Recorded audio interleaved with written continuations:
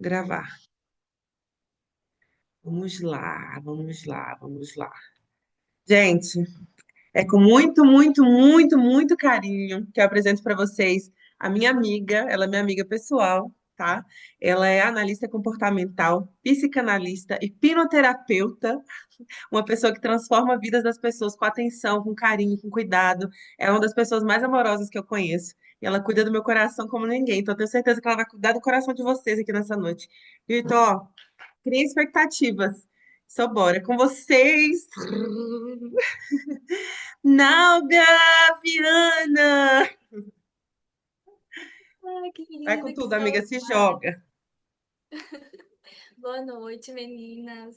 Eu consigo compartilhar o slide aqui, amiga? Amiga, tenta? Eu creio que sim. Eu coloquei para liberar. Vou tentar compartilhar para vocês Isso, acompanharem. vai dar, vai dar, vai dar, vai dar, vai dar, vai dar. Deu. E já, Deu, deu, deu, beleza, deu, deu. coloquei.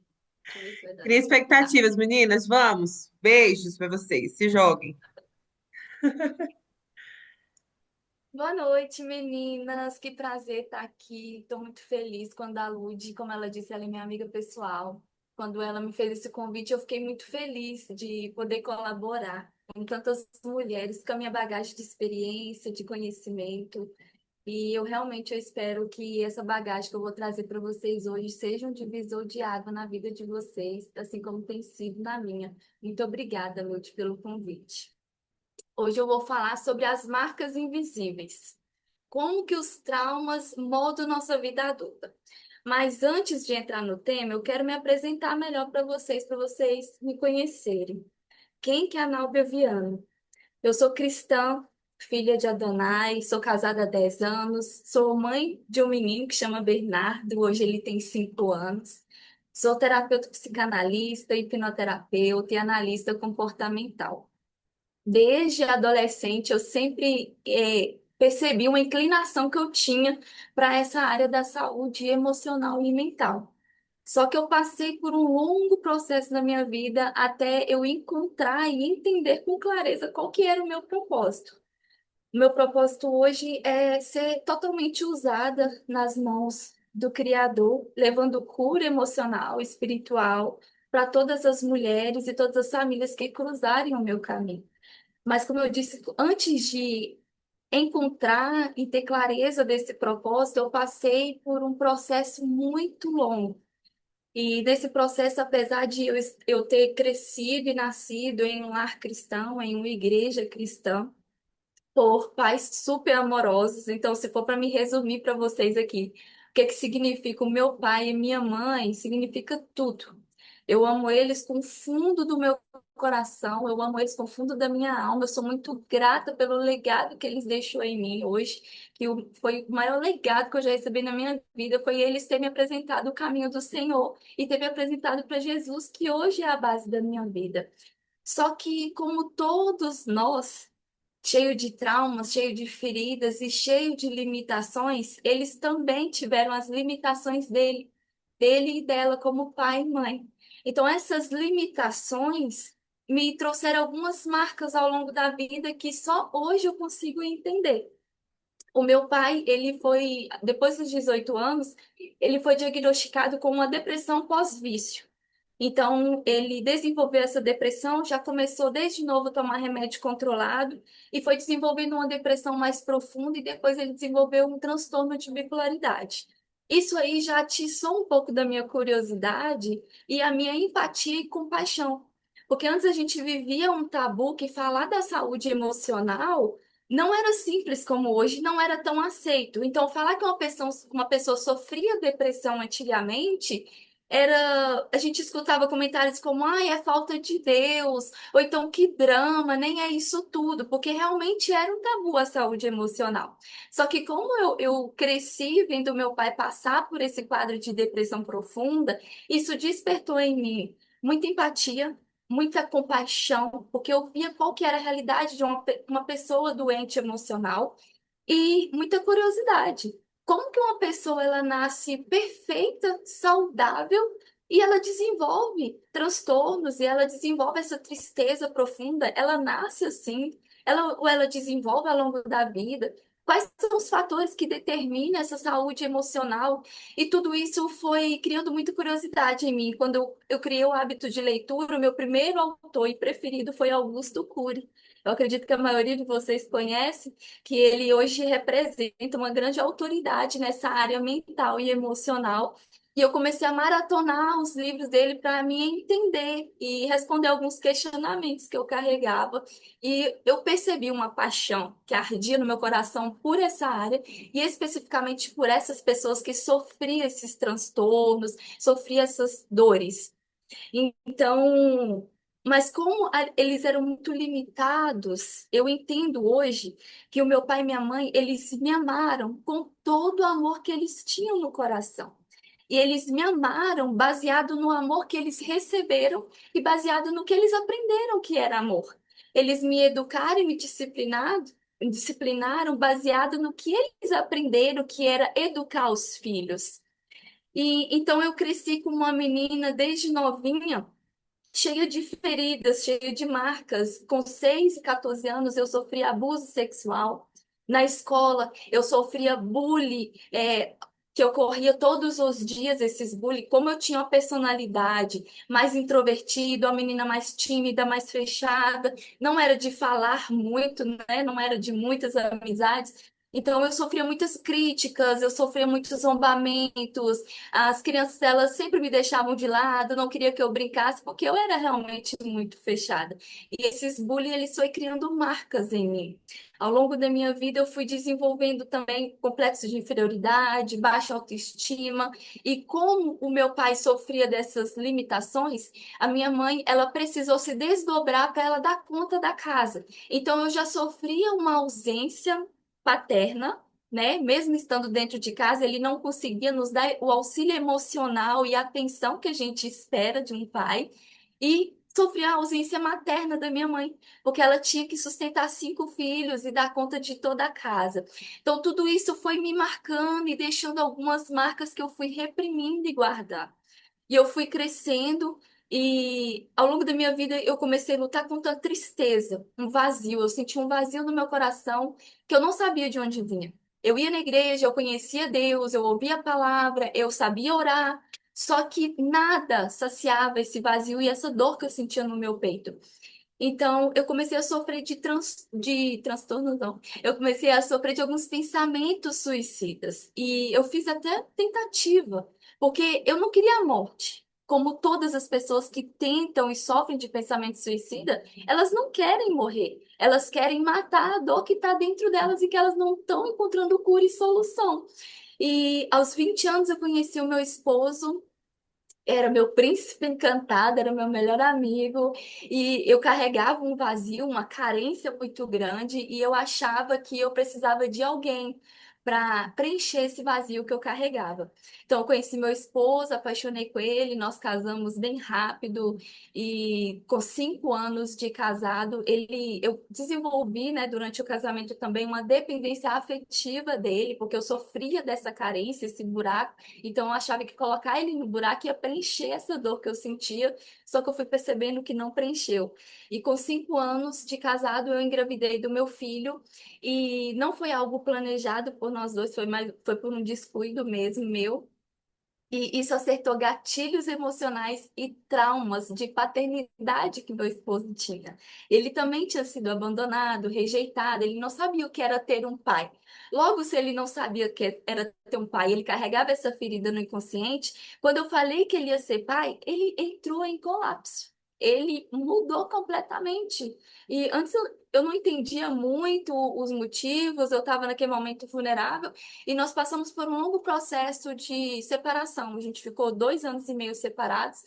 E nesse tempo eu ia e voltava com Deus, porque o meu relacionamento com Deus era um relacionamento que eu ia a uma igreja. Eu só buscava Deus na igreja.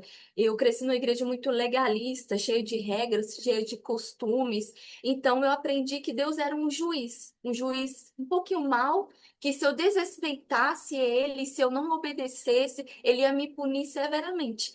Então, eu tive muita dificuldade também de conhecer Deus como ele realmente é, na sua essência de amor abundante e na essência de Pai. E na minha separação, como foi uma crise, eu entrei numa crise de identidade, eu entrei numa crise onde todas as minhas dores, todas as minhas marcas que eu sofri ao longo da minha infância, ao longo da minha adolescência, elas vieram para fora. E eu entrei realmente numa crise. E nessa crise eu falei assim, Deus, eu só tenho você para me ajudar. Eu não tenho mais ninguém para me ajudar. Eu preciso de uma intervenção, porque eu não vou continuar com a minha vida, porque eu não tenho força da minha vida. E eu tinha desistido mesmo da minha vida e fiz essa oração para Deus. E eu lembro que ele me convidou para viver uma cura interior. E ele falou assim: Olha, você desistiu da sua vida, mas eu não desisti, eu nunca vou desistir de você. Se você me der o seu sim, se você me permitir, eu vou curar você profundamente, de uma forma que você vai saber o que que é realmente viver uma vida plena e abundante. E eu não tinha outra solução, eu já tinha desistido, e eu falei assim: então tá, então vamos tentar. Entrei nesse processo, e nesse processo o próprio Deus, ele colocou duas pessoas que foram excepcionais nesse meu processo para me acompanhar, que foi minha líder de igreja, Luceni, que ela não está aqui hoje, que ela deve estar na célula, e a Leia, que me acompanha, uma amiga, uma mentora, são duas pessoas que eu sou eternamente grata, porque realmente foram usadas como essa ferramenta para trazer cura e libertação para minha vida. E durante esse processo, ele foi me curando, me curando, me curando, me curando, até que chegou uma parte do meu processo que ele falou assim: Ok, Nauber, você já passou por muita cura e agora eu quero estabelecer você. Eu permiti que você passasse por todo esse processo, por todas essas dores, por todos esses traumas, para derramar sobre a sua vida autoridade. Porque eu chamei você para ser um instrumento de cura e para consertar mulheres que estão quebradas, assim como você já esteve.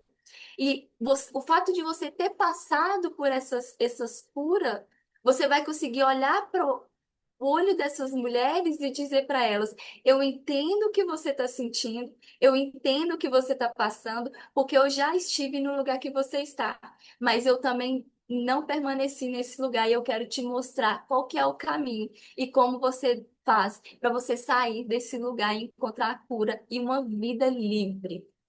Então, esse é o meu testemunho. Foi assim que eu tive clareza do meu propósito, e desde então, ele próprio me encaminhou para esses cursos. Eu já tinha adquirido essa autoridade, né, por ter passado tudo isso no meu processo, e eu comecei a me especializar e a ganhar uma bagagem de conhecimento.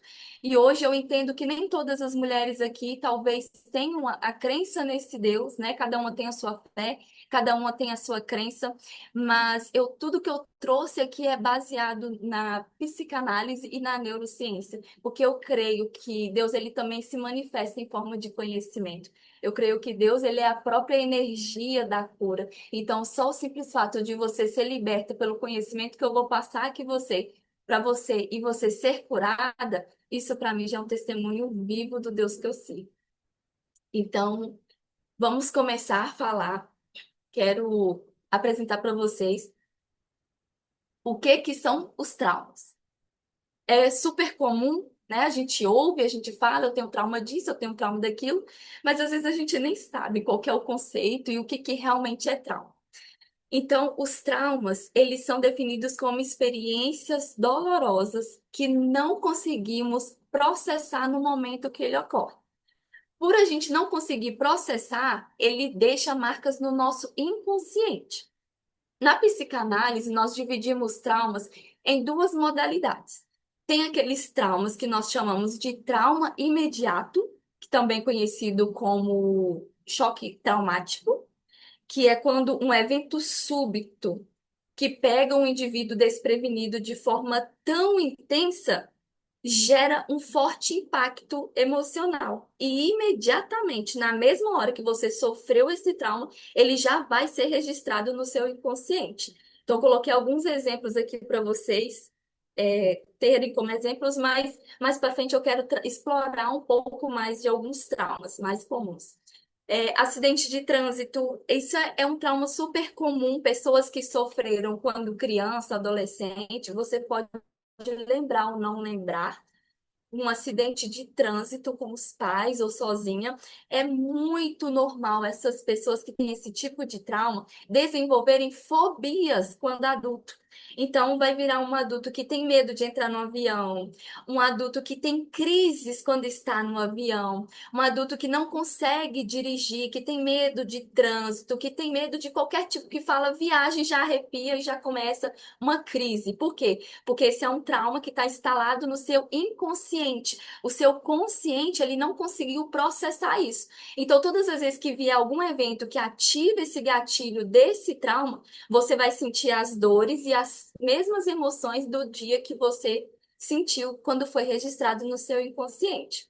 Então, outros exemplos é abuso físico, abuso sexual, morte súbita de um ente muito querido. Então, você recebe uma notícia de uma pessoa muito próxima que você não estava esperando, você perdeu essa pessoa, esse luto ele pode levar, tem pessoas que levam anos para processar um luto, que levam anos para aceitar e desapegar dessa pessoa que já foi embora fisicamente, mas emocionalmente essa pessoa continua sofrendo e presa a essa morte desse parente. E temos o abandono. O abandono, ele depende da situação, porque nós temos o abandono do choque traumático, que ele é quando ocorre uma separação brusca, então, ou uma morte dos pais na infância. Então, a criança, ela não tem a mesma capacidade cerebral e emocional de um adulto. Então, quando criança, se ela vê os pais, de repente, do dia para a noite, a rotina dela simplesmente mudou, ela não vai entender que aquele casal estava passando por dificuldades. Primeiro, que o mundo da criança gira em torno dela mesma. Então, todos os problemas e tudo que acontecer, ela já vai criar raízes de rejeição e abandono. Foi minha culpa, eu sou um filho ruim, meu pai não me ama, a minha mãe não me ama. E ele tem que lidar com aquela mudança repentina de rotina. Então, hoje o papai e a mamãe tomavam café com ele. Amanhã, de repente, o papai já não toma. E existem muitos casos ainda que o pai ele visita todo final de semana, mas existem pais que ficam ausentes, né? Que não aparecem, que não brincam com o filho, que não tem esses momentos. Então, isso ele é considerado um choque traumático. Agora, o trauma desenvolvido, que é o acumulativo, acontece de forma gradual. Ele acontece por repetição desses eventos. Então, um exemplo, o abuso psicológico constante, o bullying na escola. Então, o bullying se ele acontecer de forma constante, aos poucos aquela criança ela vai crescendo e instalando crenças nela de não merecimento, crenças de rejeição. Eu não sou amada, eu não sou valorizada, eu não sou vista. Isso porque por ter repetido constantemente o bullying, vai instalando essas crenças na criança. A rejeição ou críticas constantes. Então, muitas vezes, nós, quando crianças, nós temos pais que nos criticam muito, né? Nunca elogiam, nunca vê a coisa boa que você fez. Às vezes, é uma forma do pai tentar te motivar a ser uma pessoa melhor. Mas existe a forma correta de fazer isso. E como uma criança ela não tem essa capacidade de assimilar, ela acha, não, não sou bom o suficiente mesmo, eu sou péssimo, o meu pai e minha mãe não me amam. Existe a parentalização, que é algo que eu vou explorar com vocês mais para frente também, que é quando a criança ela é submetida a responsabilidades em excesso. Então, a criança é trocada, aqueles momentos infantis dela é trocado por responsabilidades na casa. Doméstico, lavar, cozinhar, passar, cuidar dos irmãos, cuidar das finanças da casa. Ela começa a trabalhar desde cedo, então todas essas responsabilidades trazem esse trauma que vai desenvolvendo ao passar dos anos. E existe o abandono de forma desenvolvido, que acontece de negligência afetiva.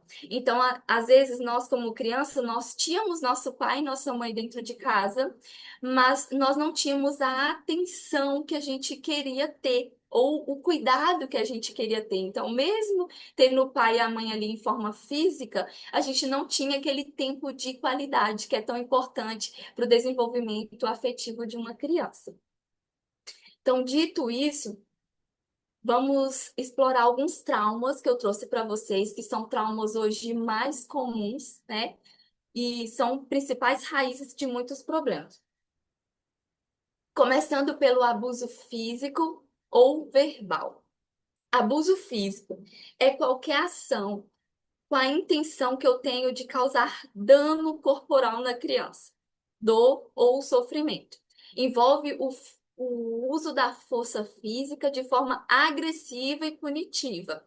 Exemplos: bater, beliscar, empurrar, sacudir violentamente. Você não me escutou? Eu falei! Por que que você não fez? Gritar, jogar objetos nela, né? Existe, ai, não, eu não posso corrigir meu filho então, eu não posso dar umas varadinhas, né? Até na Bíblia fala sobre isso, para não afastar a vara da sua criança. Não. Existe aqui uma grande diferença.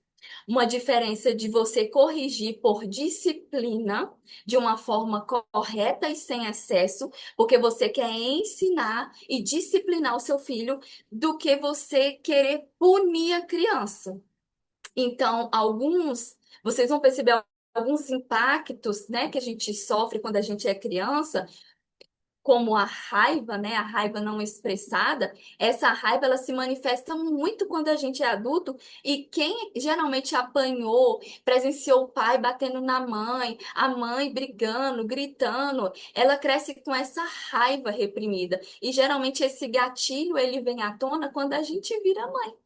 Porque quando você vira mãe, você volta na maternidade. O que que você foi desenvolvida no seu cérebro? O seu inconsciente, ele foi programado o quê? Para me corrigir, eu preciso gritar, eu preciso bater, eu preciso machucar. Então você usa essa raiva numa forma de disciplinar, mas usa em excesso. E isso traz muitos danos, muitos impactos, como a baixa autoestima, porque o inconsciente, ele não vai entender, tá me corrigindo, tá me disciplinando, porque principalmente antigamente nós apanhávamos muito e faltava a conversa. Então não tinha isso do castigo, vai refletir e depois chamar você: olha, você pensou no que você fez? Sabe por que que eu te bati? Porque você fez isso, isso e errado. Não, simplesmente a gente era punido, apanhava ou escutava gritos. Então isso gera um sentimento de eu mereço, eu não sou amado, baixa autoestima, eu não tenho valor, porque as pessoas que eu mais amo, elas precisam usar da violência, elas me machucam.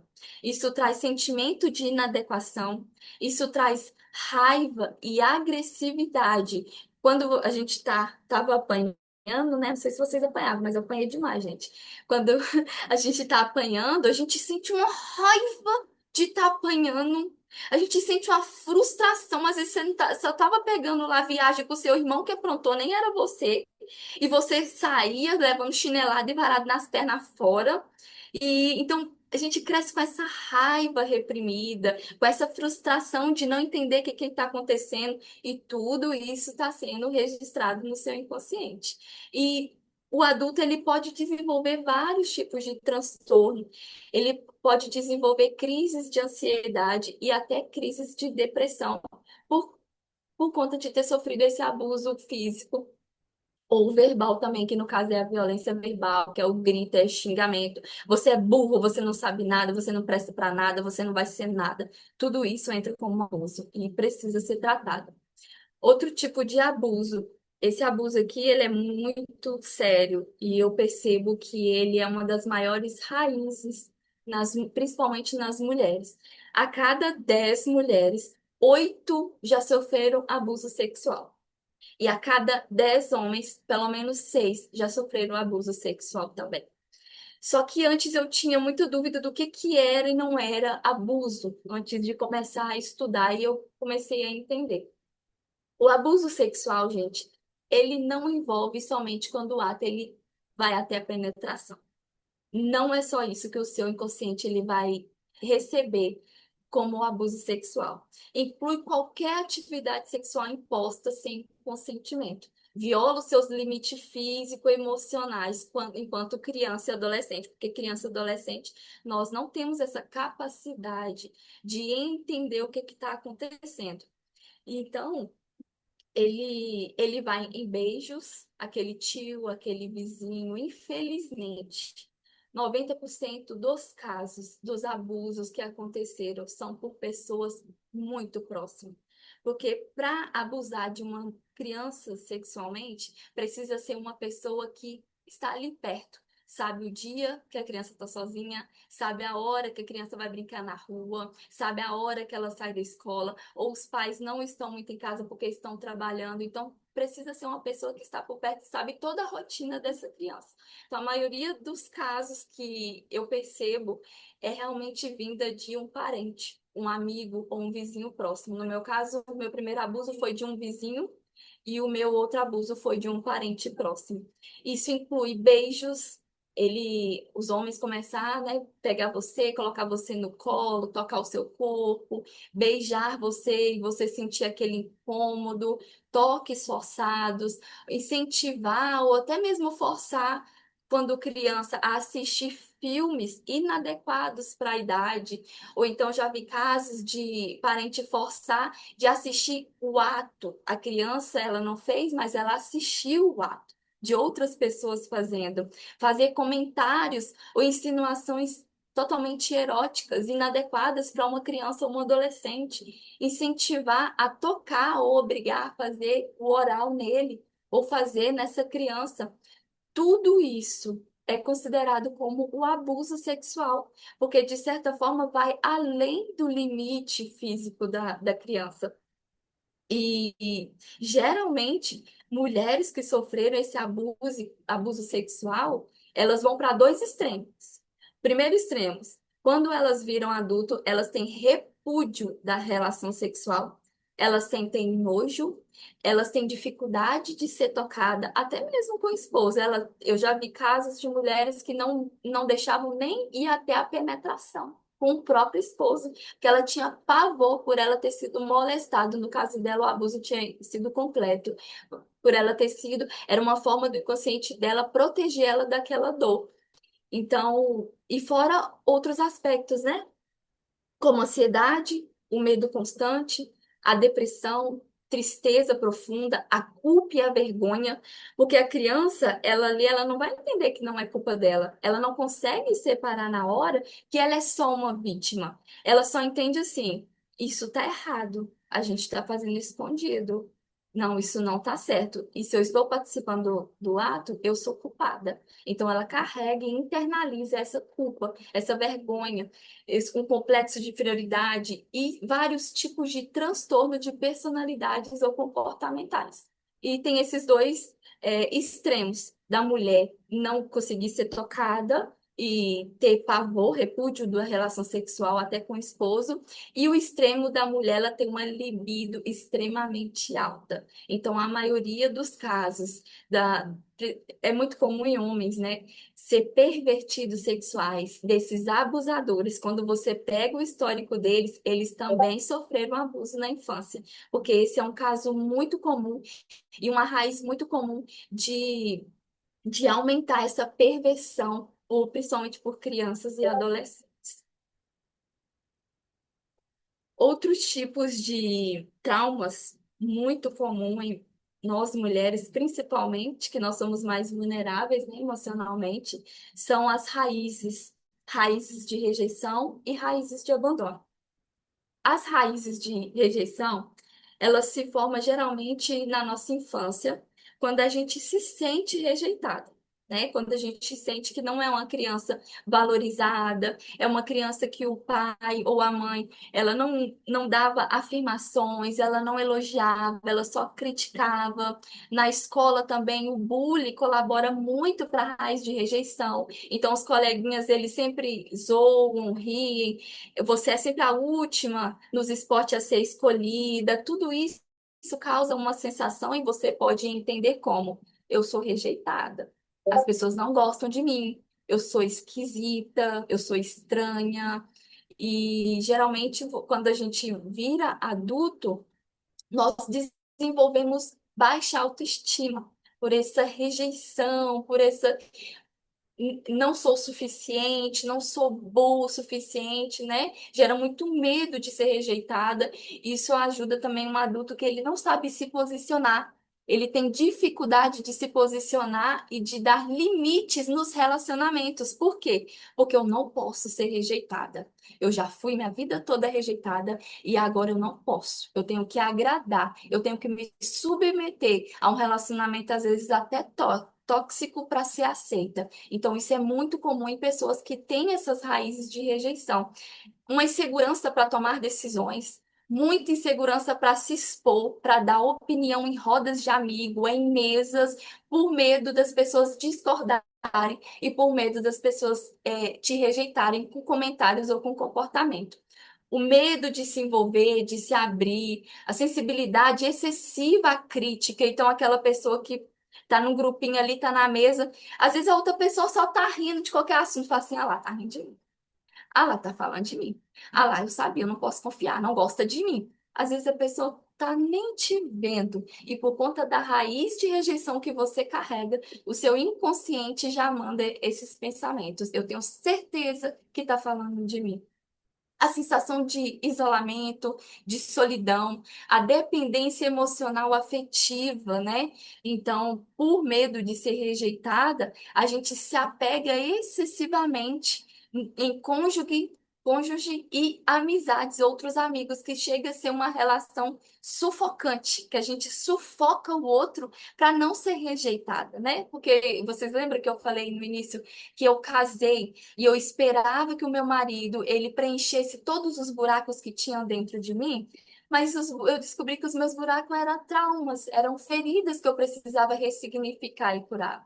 Não é sobre ele, é sobre mim. A dificuldade de estabelecer limites, né, e dizer não para ser aceito. E a raiz de rejeição, ela está muito ligada e ela é muito parecida com a raiz de abandono. Então, em um processo, um acompanhamento terapêutico, a gente analisa muito bem todo o histórico e o comportamento da pessoa para a gente conseguir diferenciar. Que a raiz de abandono, ela tem as características muito parecidas, mas a maior raiz mesmo, trauma, são de negligência parental. Então, geralmente, quando nós somos crianças, o nosso mundo gira em torno do nosso papai e da nossa mamãe. São as pessoas que a gente, né, nosso herói, a nossa rainha, a nossa princesa. Meu filho me fala, ai, mamãe, você é a princesa. A gente é tudo para eles. Quando nós não conseguimos atender com tempos de qualidade, com brincadeira, né, com passar tempo, assistir filmes, eles sentem esse abandono vindo da parte parental. Ou até mesmo perda da figura, né, de apego. Às vezes a pessoa, você não foi criada com sua mãe, com seu pai, mas foi criada com uma avó, com um avô, e você sentiu falta disso, sentiu falta de presença, sentiu falta de olhar nos olhos, de te abraçar quando você precisou, quando você caiu. A sua figura, ela não estava ali para te ajudar. Então, tudo isso vai sendo arquivado no seu inconsciente como abandono. E os principais impactos do abandono é o medo constante de perder pessoas que são importantes. Então, uma pessoa que sofre uma raiz de abandono, ela tem dois extremos. Um medo excessivo de perder os amigos ou as pessoas que ela ama, né, que chega a ser a dependência afetiva do outro, ou o extremo de ela nunca se abrir 100% com um amigo. Então, você já conhece, eu conheço várias pessoas que a cada 3 meses tem um melhor amigo diferente. Hoje você é meu melhor amigo, mas daqui a pouco é outra pessoa que é minha melhor amiga. E assim sucessivamente. Por que isso? Porque a pessoa ela se limita no relacionamento. Por medo de ser abandonada, inconscientemente ela abandona a pessoa antes. Então ela fica trocando de amizades, trocando de relacionamento para ela não ser abandonada. O ciúme excessivo ou apego sufocante, também, principalmente com o nosso parceiro de vida dentro do relacionamento, é por medo desse abandono, é por medo de ser abandonado pelo nosso parceiro, é por medo de ser rejeitado. Então, geralmente, um dos grandes impactos de quem tem ciúme excessivo está na raiz da rejeição ou na raiz do abandono. Por último, o trauma que eu trouxe é a parentalização, que é outro trauma muito comum, né? Que eu falei um pouquinho no início para vocês, que é quando a criança ela é submetida a assumir papéis e responsabilidades emocionais e prática dos adultos da casa. Ao invés da criança ela ser cuidada, ela assume um papel de cuidadora. Tem crianças que cuidam só dos irmãos, da casa, dos problemas financeiros, mas tem crianças que cuidam até dos pais, né? Então, muitas dessas crianças, elas começam a trabalhar como menor de idade para ajudar já a sustentar, ajudar os seus pais a sustentar a casa. Elas têm responsabilidade de dentro de casa de passar, de lavar roupa, de cozinhar. Eu aprendi a cozinhar com 9 anos, a minha mãe já me ensinou a cozinhar, porque como ela ficava muito fora e meu pai tinha as limitações dele, e nós éramos 5 irmãos, eu era a irmã do meio. Alguém precisava estar cuidando da casa, estar cuidando dos irmãos, tendo que ter essa responsabilidade. É saudável nós ensinarmos os nossos filhos? É saudável, nós precisamos. Mas nós precisamos adequar essas funções de acordo com cada idade. Isso não pode substituir a infância deles. Então, eu coloquei até uma figura aqui, não sei se dá para vocês verem, de uma criança limpando a casa, enquanto ela olha para fora e vê um casalzinho brincando. Então, ali no inconsciente dela fica, mas por quê? Eu sou criança. Por que que eu não tô brincando? Por que que eu tenho que ficar aqui limpando o chão, né? Ela não entende. E isso traz muitos impactos emocionais quando essa criança ela vira adulta. Como? Dificuldade de descansar e relaxar. É uma pessoa com tanto excesso de responsabilidade, aprendeu tanto a servir, aprendeu que ela tinha que estar o tempo todo cuidando dos irmãos, cuidando dos pais, que quando ela virar adulto, mesmo que ela não precise fazer isso, o inconsciente dela automaticamente aprendeu que o valor dela está nas coisas que ela faz para o outro e não em quem ela é. Porque como ela passou a vida dela, a infância dela, toda pensando no bem do outro, no fazer para o outro, ela não olha para ela.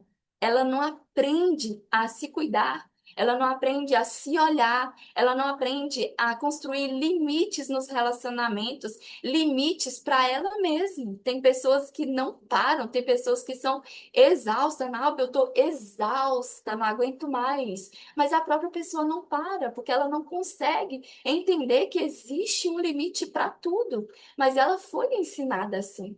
Ela foi programada assim. E no inconsciente dela, se ela não estiver sempre servindo e fazendo para o outro, ela não tem valor. Porque o inconsciente dela agregou o valor dela nas coisas que ela faz para o outro. Isso é muito sério. Tem pessoas que sofrem muito com isso. Então, essa pessoa ela cresce com muito excesso de responsabilidade, sensação de que precisa ser forte o tempo todo. A pessoa que aprendeu a fazer demais, ela tem dificuldade em fazer de menos e em pedir ajuda quando está pesado. Porque ela foi programada, eu dou conta de tudo. Eu quero carregar o mundo nas minhas costas. Eu preciso dar conta, senão eu não tenho valor. Então, isso ela aprendeu assim. E isso vai trazendo impactos que ela pode se sentir uma pessoa solitária, ela pode se sentir uma pessoa depressiva, ela pode desenvolver, e na maioria dos casos, desenvolve, né? Em muitos casos, crises de ansiedade, porque o cérebro dela está sempre no estado de alerta. Não, você precisa fazer. Vai, levanta, faz alguma coisa. Vai, faz, faz, faz. O cérebro dela está recebendo esse comando o tempo todo de estado de alerta. Então é muito sério. Agora eu quero mostrar para vocês onde que esses traumas eles se instalam e como que eles se instalam. Então aqui eu trouxe uma imagem para vocês sobre o nosso parte consciente e a nossa parte inconsciente. E aqui está escrito, ó, memórias dolorosas, porque os nossos traumas, as nossas experiências, as nossas dores, elas se instalam lá no nosso inconsciente. E existe um mecanismo de defesa, né? Que eu vou explicar para vocês depois, que é de uma forma de proteção. Então, hoje a neurociência fala para a gente que existe, que nossa mente, ela se divide em dois grupos. o nosso consciente, né, que representa a nossa racionalidade, a nossa lógica. Nós usamos o nosso consciente para tomar nossas decisões do dia a dia, a gente resolve problemas, a gente faz planejamentos. Só que esse consciente, a gente só consegue usar entre 5% a 10%. Só esse trabalho mental que a gente consegue tirar do nosso consciente. Agora, o nosso inconsciente, ele representa em torno de 90% a 95%. E é nosso inconsciente que arquiva todas as nossas memórias. Memórias boas, memórias dolorosas, os traumas, o sistema de crença. Então, aquela crença de merecimento, né? Eu não sou suficiente, as crenças de inferioridade, tudo está no seu inconsciente. Os padrões emocionais, aqueles hábitos automáticos que, não, amanhã eu mudo. Amanhã eu vou conseguir acordar cedo e ir para academia. Eu mudo, com certeza. Isso você está falando hoje no seu consciente. Mas amanhã a tendência é você repetir o padrão que o seu inconsciente está mandando você fazer. Então, tudo isso está lá nos nossos 95% do nosso inconsciente. Nós usamos uma parte muito pequenininha e a maior parte dos nossos comportamentos, das nossas reações, é controlada totalmente pelo nosso inconsciente. Ok, entendi, Naubel, os traumas, eu entendi onde eles ficam, mas e aí, como é que funciona? Como é que eu mudo? O que é que eu faço? Então, agora eu quero explicar para vocês alguns dos principais. Nós temos milhares de mecanismos de defesa, mas eu trouxe os principais e os mais comuns de se ver hoje no acompanhamento. Esse mecanismo de defesa, olha, ele está entre o inconsciente e o consciente.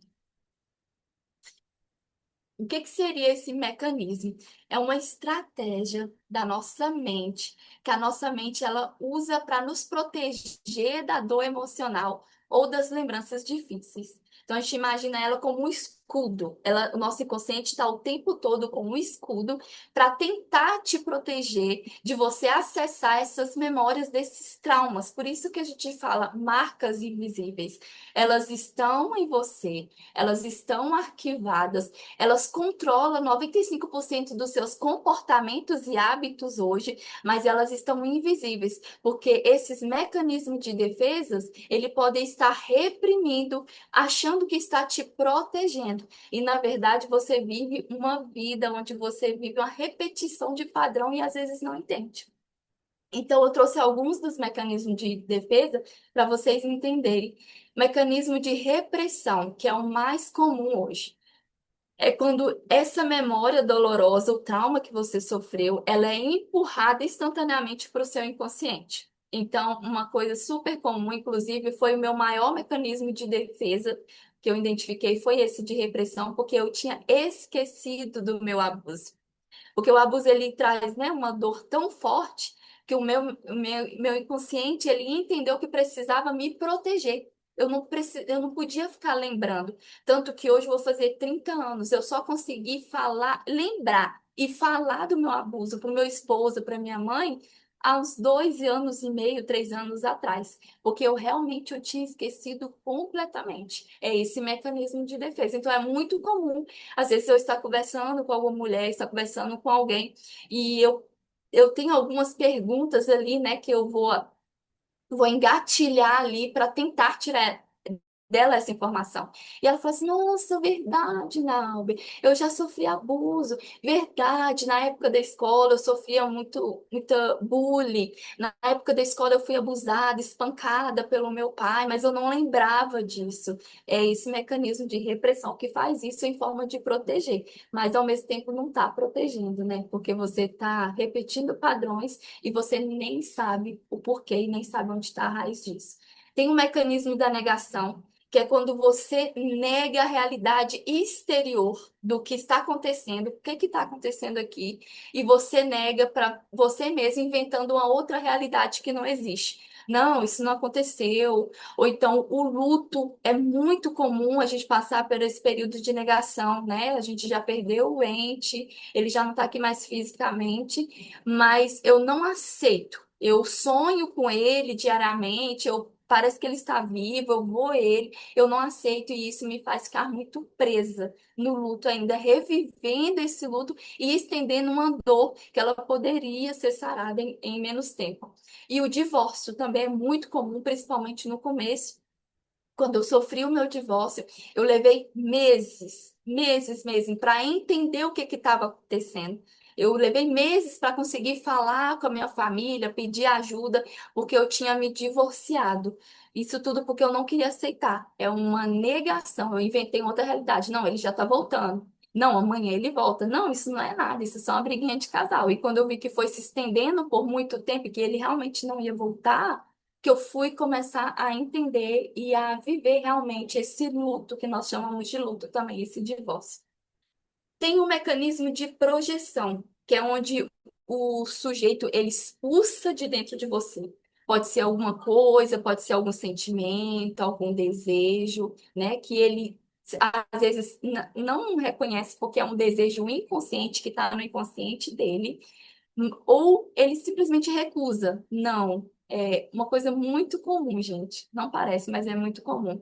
É o ciúmes no relacionamento. É um homem que tem muito ciúme da sua esposa, que está o tempo todo checando rede social, checando o telefone, e naquele medo, não, vou ser infiel, eu preciso encontrar alguma coisa, quando na verdade é ele que está atraído, é ele que está em uma relação extraconjugal. Então, um desejo dentro dele que ele reprime, o que ele esconde, ele projeta no outro e aparece as neuroses que a gente chama na psicanálise de que ele está sendo traído, quando na verdade é ele que está traindo a esposa ou vice-versa. Tem sobre o funcionário também, que tem muita raiva do chefe dele. Ele tem muita raiva, ele não suporta o chefe, mas ele projeta a culpa do chefe. A raiva tá nele, a emoção tá nele, mas ele joga e projeta isso no chefe. Ah, é porque ele me estressa, nossa, ele não gosta de mim, é porque ele é mentiroso, ele é isso, isso, isso. Então, aquela frase que a gente fala, nem sempre é sobre o outro, é mais sobre você do que o outro, entra nesse mecanismo de projeção. O problema está dentro de você. Se você está enxergando o problema em uma situação fora ou em uma pessoa fora, começa a refletir e olhar para dentro de você para você entender de onde que está vindo essa raiz, porque você pode estar com esse mecanismo de projeção. E, por último, o mecanismo de deslocamento é quando uma pessoa transfere a raiva ou um sentimento, um impulso real ali para alguém que é ameaçador, transfere, desloca dele para um alvo mais frágil. Então, por exemplo, eu me estressei no trabalho, o meu chefe, ele me estressou o dia todo, mas eu não posso bater de frente com ele. Essa raiva reprimida, eu vou chegar em casa, eu vou começar a bater as panelas, eu vou começar a descontar no meu esposo, eu vou começar a descontar no meu filho, porque eu desloco a minha emoção, que é real, do alvo verdadeiro. Isso chama um mecanismo de defesa que também é muito comum. Todos os traumas e todos esses mecanismos de defesa, ele vai variar de pessoas para pessoas. Então, normalmente, não é correto eu falar, então, se eu sofri um abuso, a Lud sofreu um abuso, e eu tenho o mecanismo de repressão, e ela também tem, nós vamos ter o mesmo impacto emocional, nós vamos ter porque nós temos a mesma raiz? Não. Porque cada pessoa, ela tem uma forma de processar as suas emoções e os acontecimentos. Então, nós levamos em consideração qual que é o temperamento e a personalidade de cada pessoa. Como que essa pessoa ela reage, né? E, geralmente a sanguínea e a colérica, que são temperamentos mais para fora, né, temperamento mais extrovertidos, elas não processam as situações e os eventos da vida do jeito que uma melancólica e uma fleumática, que são totalmente introvertidas, processam. Então, tudo isso nós precisamos levar em consideração durante esse acompanhamento, entender como que é essas raízes, de onde vêm essas raízes através do impacto. Então, um exemplo que eu sempre dou. Quando você vai no médico mesmo, você está sentindo alguma dor de cabeça, eu tô com febre, você vai chegar lá no médico e vai falar assim: olha, os meus sintomas são esses, dor de cabeça e febre. O que que é? Me fala o que que é. várias coisas podem estar causando a sua dor de cabeça e a sua febre. Então, normalmente, ele vai te dar um remédio para aliviar, né, de imediato aquele sintoma, mas ele vai te pedir exames. Então, você vai passar por exames, por análise, para ele encontrar onde que está a doença e ele vai tratar ali naquela raiz para a sua febre e sua dor de cabeça não voltar. Então, a saúde emocional é da mesma forma. Você precisa passar por um processo, você precisa passar por essa análise para a gente entender. Você vai vir para mim ou para qualquer outro profissional da área e vai falar os seus sintomas. Eu tenho baixa autoestima, eu tenho complexo de inferioridade, eu tenho um ciúme excessivo, eu sou assim, assim, assim. E juntos a gente vai analisar e vai encontrar quais são as raízes para a gente tratar as suas raízes. Então, tudo isso é muito importante e bom na hora do acompanhamento do seu processo de cura. E para finalizar, eu quero deixar aqui para vocês algumas ferramentas e algumas dicas para colaborar com a saúde de vocês, né? Tanto a saúde, não só mental e emocional, mas eu trabalho muito com a saúde física também, porque às vezes as pessoas não entendem que o seu corpo, o seu físico, ele está totalmente ligado com a sua saúde mental e emocional. Então não adianta eu tentar cuidar somente do meu mental e emocional e não estar cuidando da minha saúde física. Então deixei algumas dicas bem práticas aqui, começando por exames de hormônios, gente. Por que exame de hormônios? Principalmente para nós mulheres que sofremos muita oscilação, porque os hormônios, eles estão diretamente ligados com o nosso sistema nervoso. Então, alguns hormônios, eles são totalmente responsáveis pelas nossas oscilações de emoções. Por exemplo, se o cortisol, ele tiver desalinhado, o cortisol, ele é o hormônio do estresse.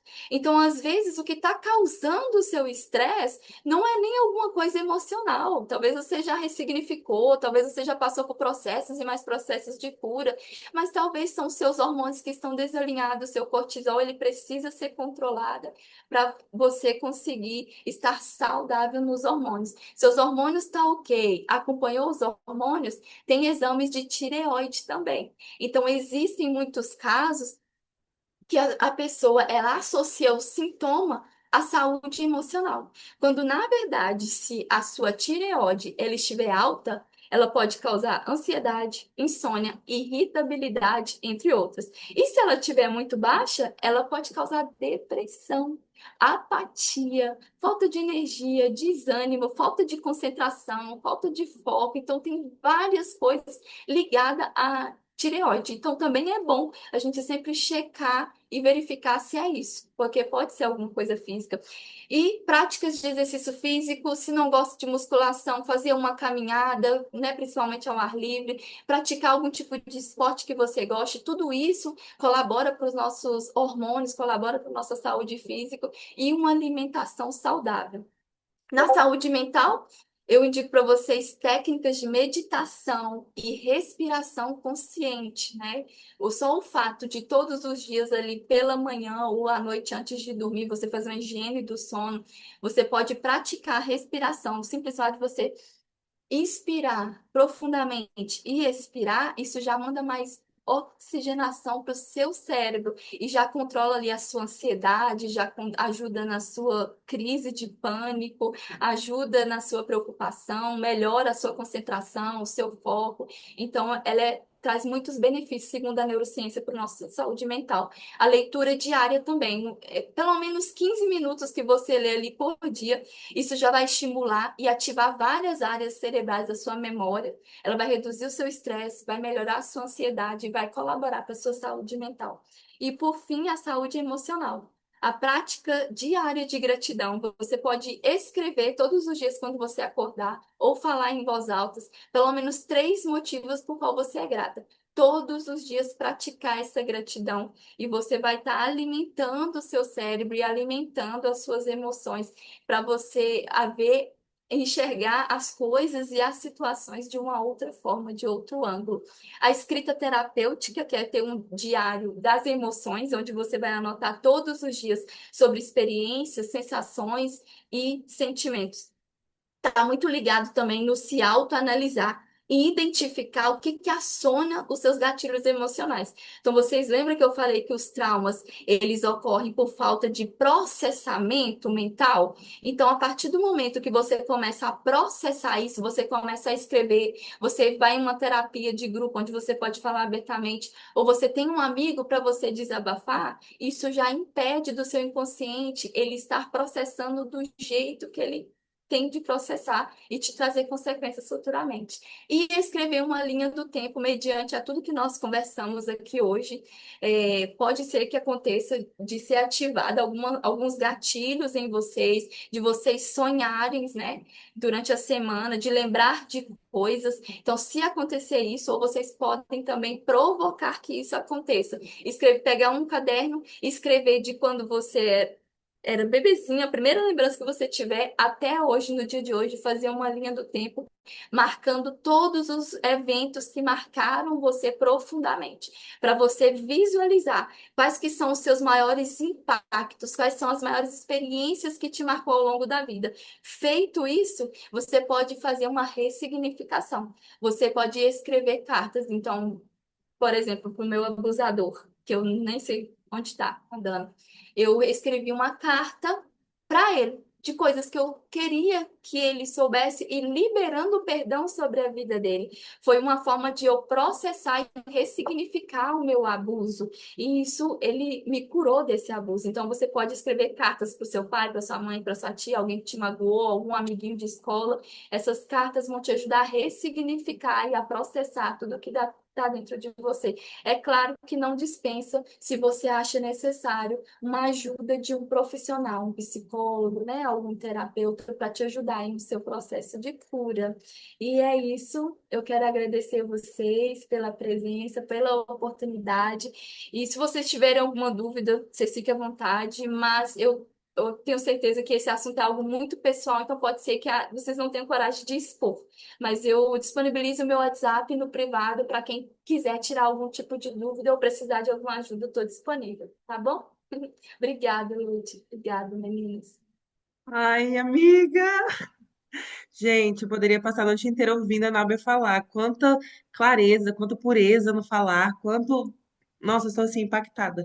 O quanto é importante a gente olhar para dentro, o quanto é importante a gente ver que realmente tem muitas coisas dentro de nós que a gente nem sabe, que a gente nem lembra, né? Então, você trouxe, amiga, muita clareza na minha cabeça hoje, muita sabedoria que você despejou em mim. Eu tô assim transbordando, eu tô doida pra pensar em mais coisas, fazer minha linha do tempo.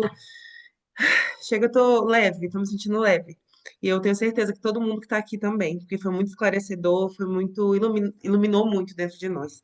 Então, obrigada, obrigada pela sua entrega, pela sua doação, obrigada pelo seu tempo, obrigada por estar aqui com a gente, tá? Meninas, obrigada pela presença de todo mundo, por cada uma de vocês. Mandem mensagem para a Nava no privado, explorem dela, usem dela, porque é ó, uma profissional maravilhosa, tá? E nos vemos daqui 15 dias, viu? Um beijo, uma ótima Ô, noite para ô, vocês. Lude, Oi.